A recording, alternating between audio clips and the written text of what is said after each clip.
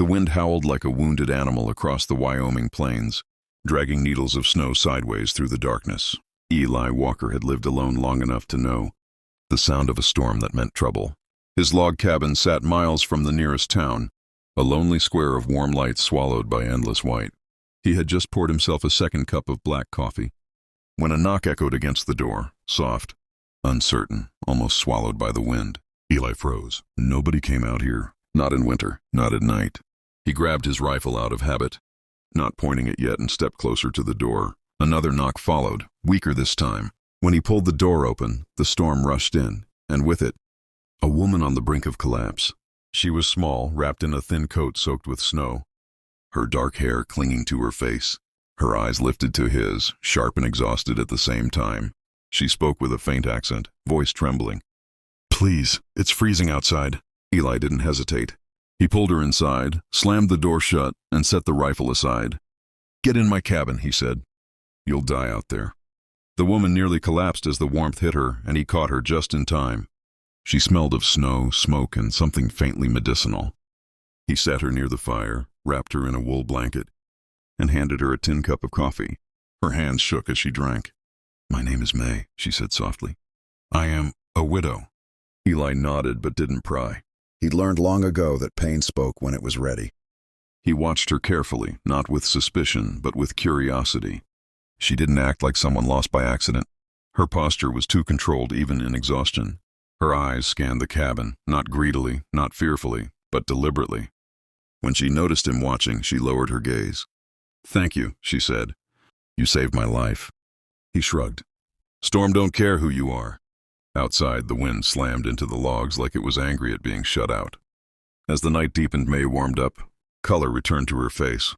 She told him she had been traveling west with her husband years ago, that he had died, and that she'd been surviving on odd jobs since. Her story flowed smoothly, but something in Eli's gut twisted. Not distrust, just the sense that there was more. When he offered her the spare bed, she hesitated only a moment before accepting. "You are kind," she said. "Too kind for this world." That night, Eli lay awake listening to the storm and the soft creak of the cabin.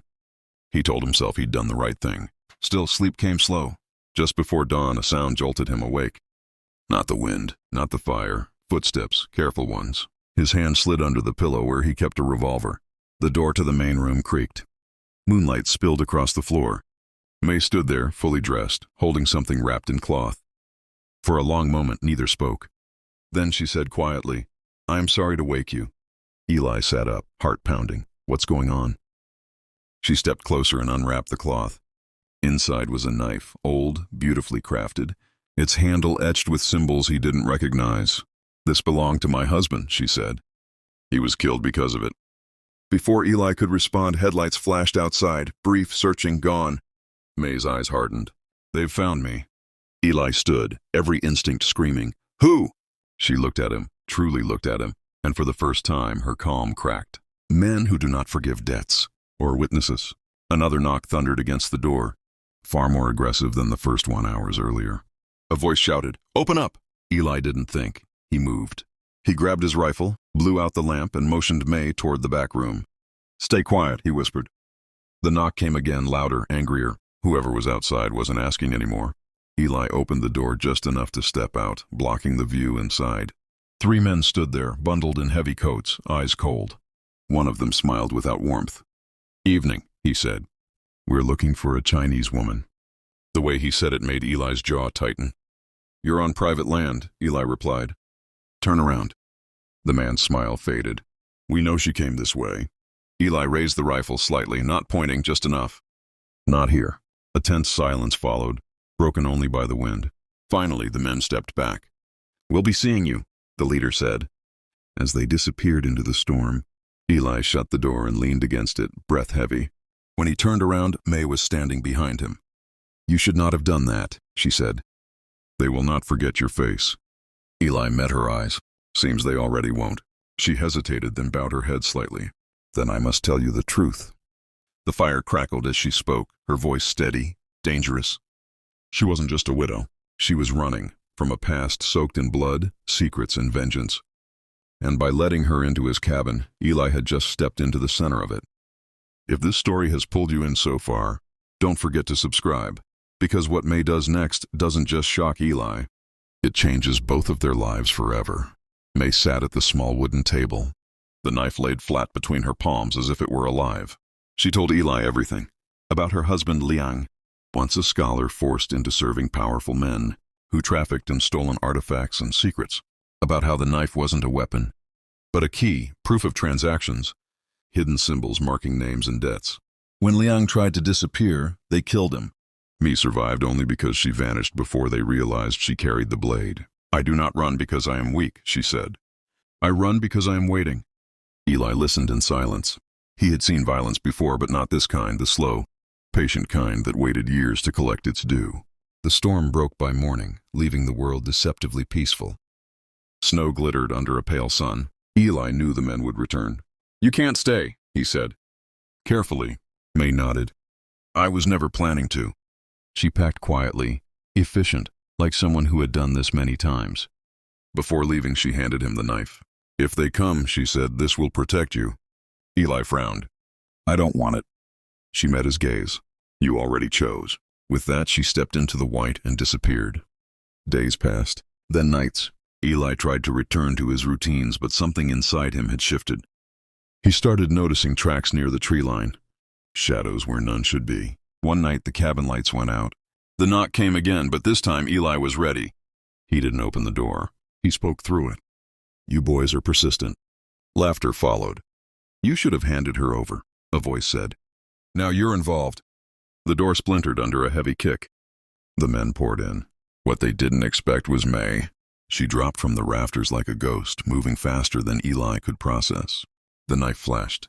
One man went down without a sound. Another screamed. Chaos erupted. Eli fought alongside her, adrenaline burning away fear. When it was over, 2 men lay unconscious, one dead, and May stood breathing hard, eyes blazing. I told you, she said. I was waiting. Sirens wailed faintly in the distance. May had tipped them off before returning. She had planned this, all of it. As authorities took the surviving men away, May turned to Eli one last time.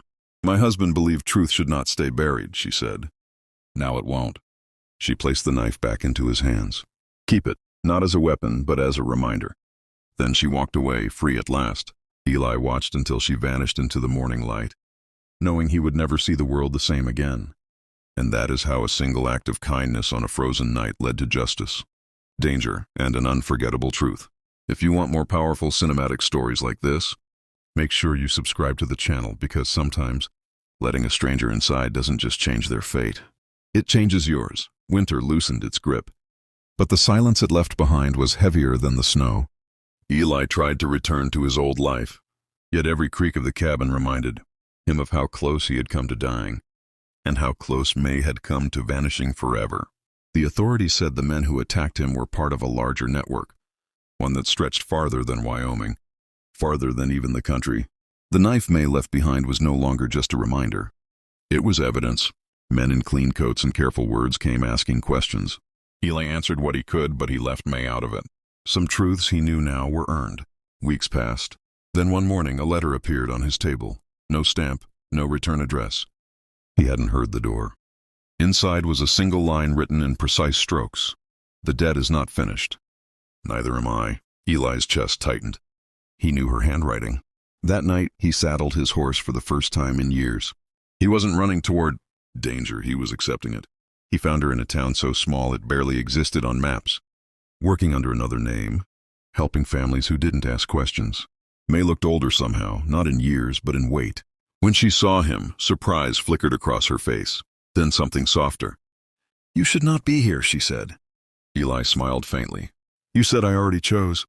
They sat in silence for a long moment, the past humming between them like a live wire. She told him the network was fractured but not destroyed. The knife had exposed names, but some men were still free. They will come again, she said, just not loudly. This time they didn't wait. A fire broke out on the edge of town, distraction. While everyone ran toward smoke, shadows moved the other way. Eli felt it before he saw it. A presence, a wrongness. Shots rang out, screams. May moved like she had been trained for this her entire life, calm, precise, ruthless when necessary. Eli covered her without thinking. When it was over, the truth was clear. This wasn't about revenge anymore. It was about ending something that had poisoned lives for decades. By dawn, the remaining leaders were exposed. Names released. Accounts frozen. Doors kicked in far away by people with badges and warrants. Me stood watching the sunrise, finally still. "It's over," Eli said. She nodded but didn't smile. "It is finished," she corrected. Then, for the first time, she laughed softly. "Now I can live." Months later, Eli returned to his cabin. The world looked the same, but he wasn't. One day, another knock came, gentle this time. When he opened the door, May stood there, no storm behind her, no fear in her eyes. "I thought you said you were done running," he said. She stepped inside, smiling. "I am." And this time, when the door closed, nothing followed them in from the cold. If you've made it this far, subscribe to the channel, because the most powerful stories are the ones that start with a single choice and refuse to end quietly. Peace is never loud. It slipped into Eli's life so quietly that at first he didn't trust it. Days passed with no footsteps outside the cabin. No unfamiliar tracks in the snow. No distant engines cutting through the night. May stayed.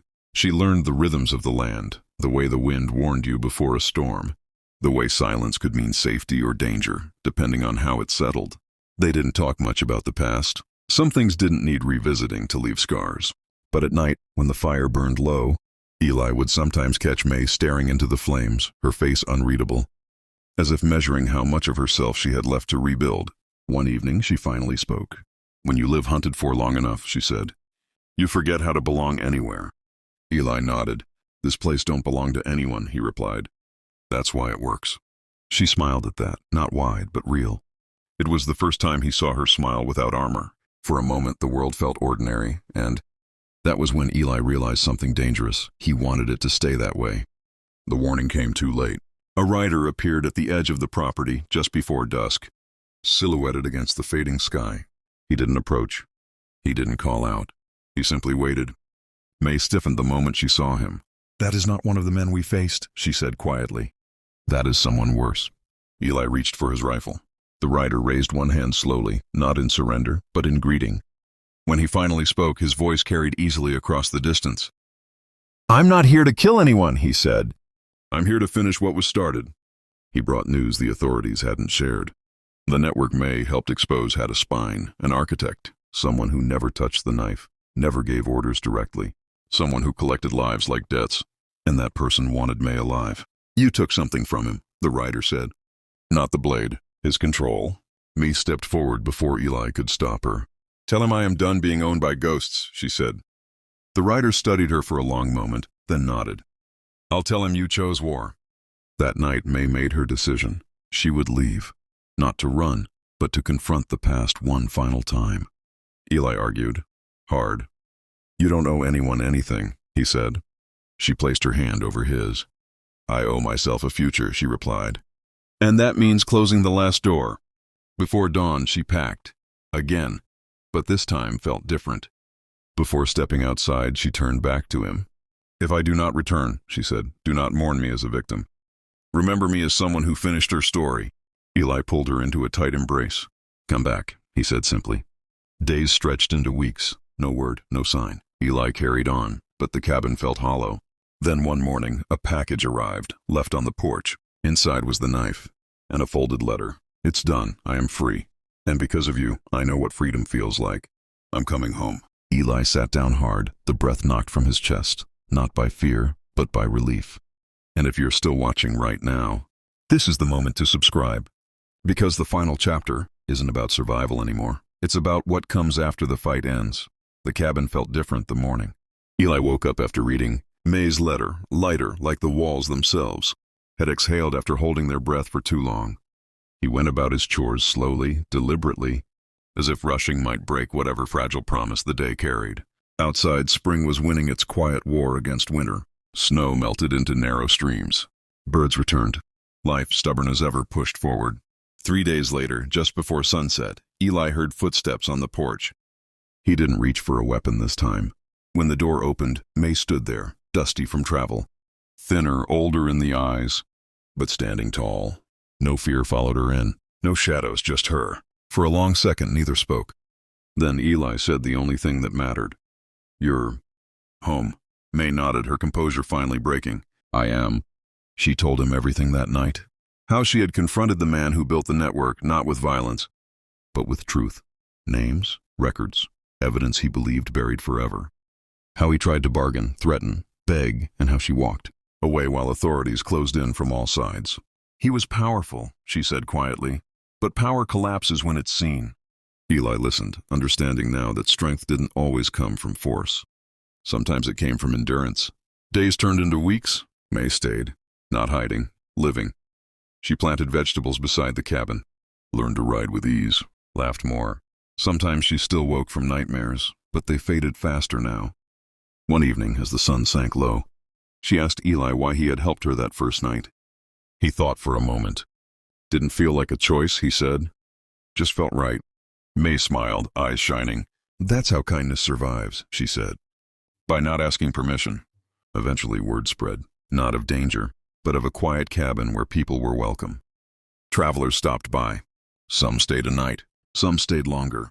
Eli and May never spoke of forever, but they lived like people who had earned tomorrow. The knife stayed on the mantel, not as a warning, but as a closed chapter. On the anniversary of the storm that brought them together, May stood at the door looking out at the clear sky. If I hadn't knocked, she said softly, I would have frozen. Eli shook his head. Nah, he replied. You were already surviving. You just needed a place to stop running. She reached for his hand. He didn't let go. And that's the truth of it. How one cold night, one open door, and one act of kindness changed two lives that were never meant to meet. But somehow did. If this story stayed with you, if it made you feel something, subscribe to the channel, because the best stories aren't about cowboys or widows or storms.